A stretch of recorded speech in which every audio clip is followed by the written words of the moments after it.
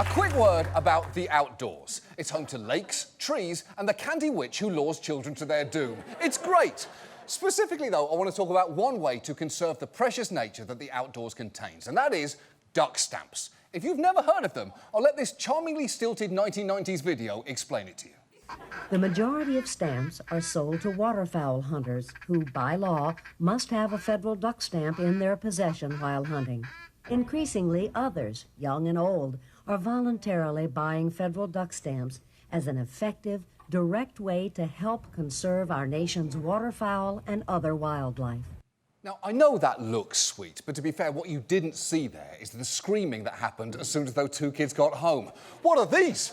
Duck stamps? I sent you to the store for medicine. Listen to me. Your sister is about to die because you keep spending all of her insulin money on bird stickers. But it is true. Every year, the federal government issues a duck stamp, which isn't a postage stamp, but it's effectively a kind of permit for hunters. They currently cost $25, and they've actually been a huge success story for conservation, with 98 cents of every dollar that they make going to protecting wetlands. Since 1934, the stamps have raised more than $1 billion to protect over 6 million acres of wetlands habitat. And that is partly because non-hunters like to collect these duck stamps too, and you can see why. There have been some beauties in the past, like this 1960s stamp featuring a family of red-head ducks, this 1980s one showcasing a majestic snow goose, and this mottled duck from the 2000s who is absolutely ripped. Check out the definition on that back. Quick question, does this stamp come with mooshu pancakes? Because that duck is shredded. But the best thing about the duck stamp is how each year's is chosen, because it's an annual nationwide art competition, and the judging of it is no joke. The judges independently vote on each entry. They consider not only the visual impact of the art and how it might look as a stamp, but also whether it is anatomically accurate. Yeah, it's true. Ducks must not only be beautiful, but also anatomically accurate. An especially fun requirement, given that you're painting an animal that has, as we've mentioned on this show before, a long corkscrew-shaped penis. It is a fact that drove us to create this image of Donald Duck that, as of taping, Disney has not yet sued us over. And once you start looking into the duck stamp contest, it is not long before you find some drama. There are big names like the Hotman brothers, an actual duck dynasty, who going into this year's competition had collectively won it 13 times. They truly are the duck goats. And there's also been a heated rivalry between one of the regular traditional duck artists, Tim Taylor, and his more avant-garde rival, Rob McBroom, who Tim Taylor has no time for. Rob McBroom is a guy who enters the duck stamp every year, and every year he violates the rules. He breaks every rule of the contest. And he's really just an attention seeker. He's found this contest that people take very seriously, and the contestants work really hard on their entries, and he mocks it. He does paintings that mock it. Yeah, I mean, to be fair, he does kind of do that. He submitted paintings to federal and state contests that clearly go against the desired aesthetic, like this one of two cartoonish ducks, and whatever the fuck this is.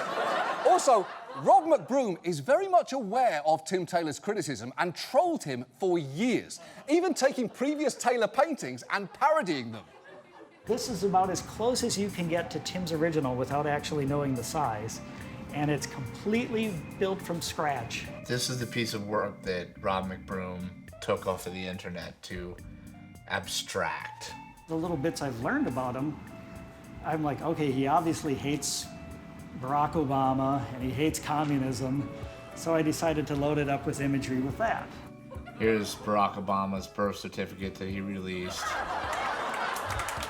Here's the eye of the duck, which is the communist symbol.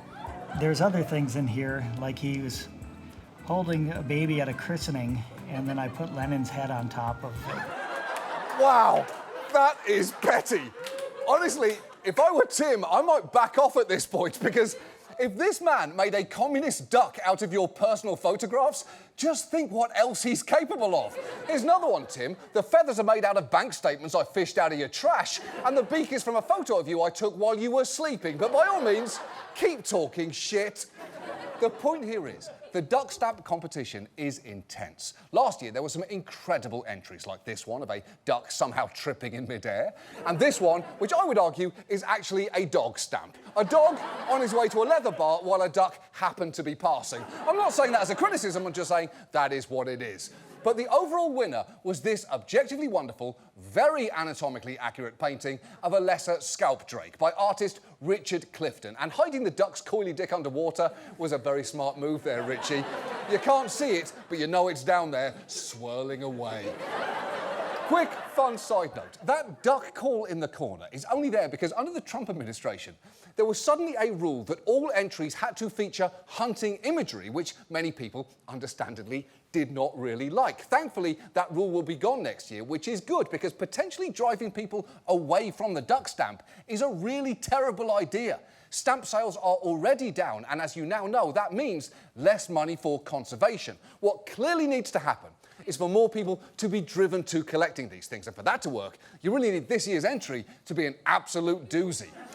And that is where we come in, because the fact is, anyone can enter this contest, and I'm happy to announce that this year, this anyone did. We commissioned a painter to create this gorgeous oil painting of a blue-winged teal flying in the Nintendo game Duck Hunt, meeting their ridiculous hunting requirements. This is a real, beautifully detailed painting that took months of work, but I'm sorry to say, it was actually disqualified because of, and I quote, the rule against having any numbers or lettering on the entry, which is a truly ridiculous requirement. It's like if they said no duck stamp is allowed to feature cans of SpaghettiOs or Paul Sorvino. What happened in past contests that prompted that regulation? So that is the bad news. The good news is we actually had a second entry, specifically this painting of ducks judging the duck stamp art contest.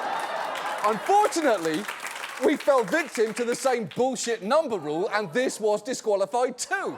So, you can probably imagine just how relieved we were to suddenly remember that we'd actually entered 3 other paintings as well, all of which, I'm happy to say, did qualify for this weekend's contest. So let's take a look at them. First, there is this one, of a redhead duck hunting a hunter, hunting another duck.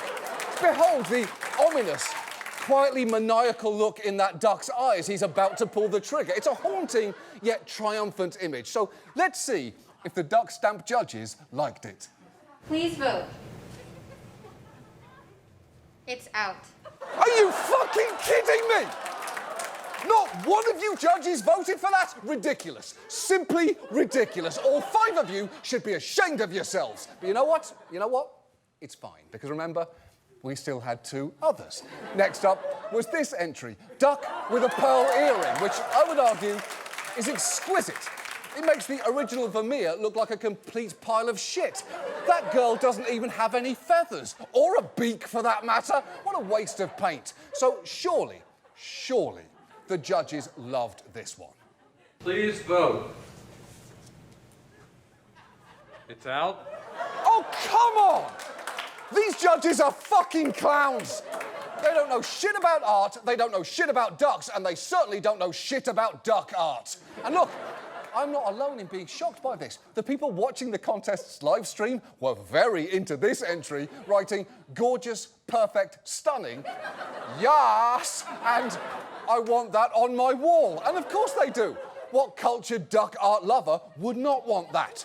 So at this point, I admit, we were getting pretty nervous. Luckily, our final painting was guaranteed to blow everyone away because it is this masterpiece depicting a giant duck brokering peace between longtime duck art rivals Tim Taylor and Rob McBroom. No one in their right mind would not put this through at least to the second round, right? So judges, it's over to you. Please vote. It's out. Fuck yourself straight to hell! I'm sorry, the Federal Duck Stamp Contest just lost all of its integrity, although I do admit the judges were not actually the only ones who did not care for that entry. Tim Taylor himself actually replied to the painting in the chat with, "I don't know why anyone painted that." Really, Tim? You don't? I know why someone would paint that. It's because 1, we paid them to, and 2, it's fucking awesome. That's why. So sadly, none of our entries made it past the first round of voting, and eventually the prize went to this entry. Now for the winner of the 2022-23 Duck Stamp Contest with the painting of a redhead, Mr. Jim Houtman from Chaska, Minnesota. That's his 6th win. Get the fuck out. You know what? I have to say, that's a beautiful duck painting. I do kind of get why the Houtman brothers keep winning this contest. That said, personally, I do still prefer our duck hunt one. It's funnier and better and would have been a cooler stamp. But look, I am obviously disappointed that we not only did not win the duck stamp art contest this year, we didn't even get a single vote from any judge. Although I do think that says more about them than it does about our paintings, because if any of ours had won, they could have helped raise a bunch of money for a very good cause. And the good news is, they actually still can. Please, come with me. Because I'm proud to say that we've decided to auction off each of these absolute masterpieces, with 100% of the proceeds going to the federal duck stamp program. And you know what that means? That means that you, yes, you, have the chance to hang any of these originals in your home. You can get rid of your stupid family portrait and replace it with something much, much better. All you have to do is go to bestduckingstamps.com and bid on whichever piece speaks to you the most. You can bid until Friday at 10:30 p.m. And I'm now proud to say, ladies and gentlemen, the bidding starts now. That is our show. Thank you so much for watching. We'll see you next week. Good night.